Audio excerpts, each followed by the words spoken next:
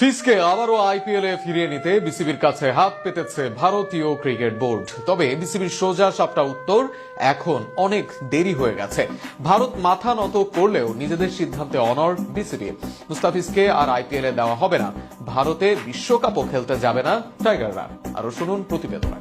কয়েকদিন আগে ভারত বাংলাদেশকে রাষ্ট্রীয় নিরাপত্তা দিতে চেয়েছিল, আর এবার নাকি ফিসকে আবার আইপিএলে ফিরিয়ে নিতে চাইল ভারতীয় ক্রিকেট বোর্ড। তবে তাতেও মন গলেনি বাংলাদেশের। আইপিএল থেকে হঠাৎ করে মুস্তাফিজকে বাদ দেওয়ার পর বাংলাদেশ ক্রিকেট বোর্ড যে অনড় অবস্থান নেয়, তাতে চাপে পড়ে যায় ভারতীয় ক্রিকেট বোর্ড। পরিস্থিতি সামাল দিতে শেষ পর্যন্ত মুস্তাফিজকে পুনরায় আইপিএলে ফেরানোর প্রস্তাব দেয় ভারত। তবে সেই প্রস্তাবের জবাব ছিল এক কথায় না।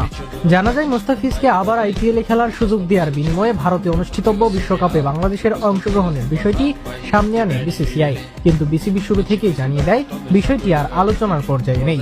বোর্ড স্পষ্ট করে বলে, কোনো পরিস্থিতিতেই বাংলাদেশ দল ভারতে বিশ্বকাপ খেলতে যাবে না।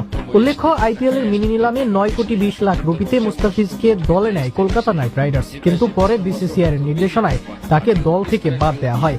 শুধু তাই নয়, কলকাতার সামাজিক যোগাযোগ মাধ্যম থেকেও মুস্তাফিজকে ঘিরে থাকা ছবি ও ভিডিও মুছে ফেলা হয়। এই আচরণকে অপমানজনক ও নিরাপত্তাজনিত উদ্বেগের কারণ হিসেবে দেখে কড়া প্রতিক্রিয়া জানায় বিসিবি। বোর্ড